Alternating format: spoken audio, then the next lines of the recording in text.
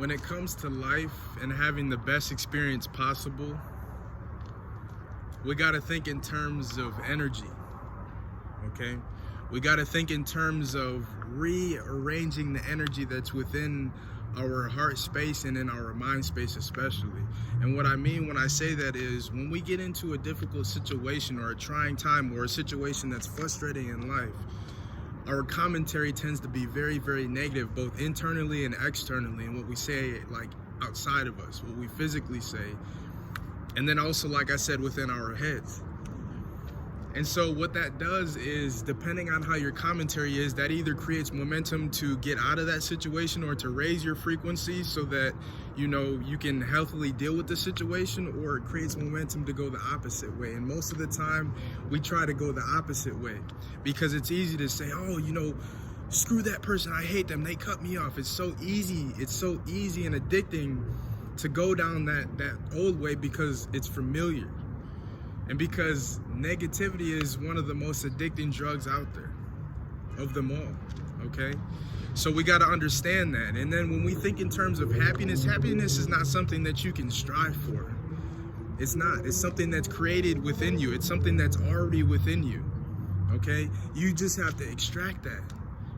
You know, and a lot of times when people think about happiness, they think once they get to happiness, and I used to believe all this type of stuff too, when we tend to think when we get to happiness, that's it. You know, we made it. There's never ever gonna be like anything else, you know, that's it. No, part of happiness is exploring the fact that we have to have gone through darkness in order to get there. We have to be lost in order to be found, okay?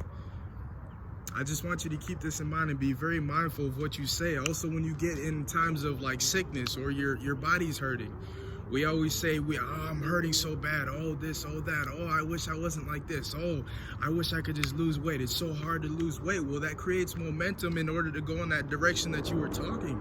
And if in that direction that you were talking was negative, then that's the way you're going to go because you've manifested that energy, you know?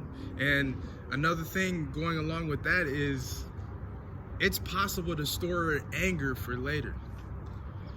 And we do that by using an emotional credit card, by pretending to be hard or pretending to be happy or faking it until we make it, or distracting ourselves. See, society has programmed us to believe that distracting ourselves or going and indulging ourselves in something else when we're feeling at this low vibration so that we can get through it. That's not how you get through it. That's how you use an emotional credit card, swipe it, and save whatever that low vibration energy is for later.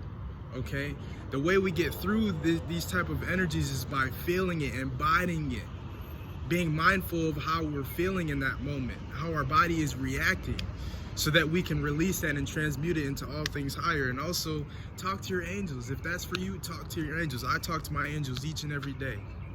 That's a big part of me, okay?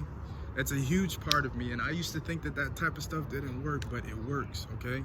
I love you. Whatever works for you, do that. But be mindful of what it is that you're telling yourself externally and mentally up here in trying situations, you know?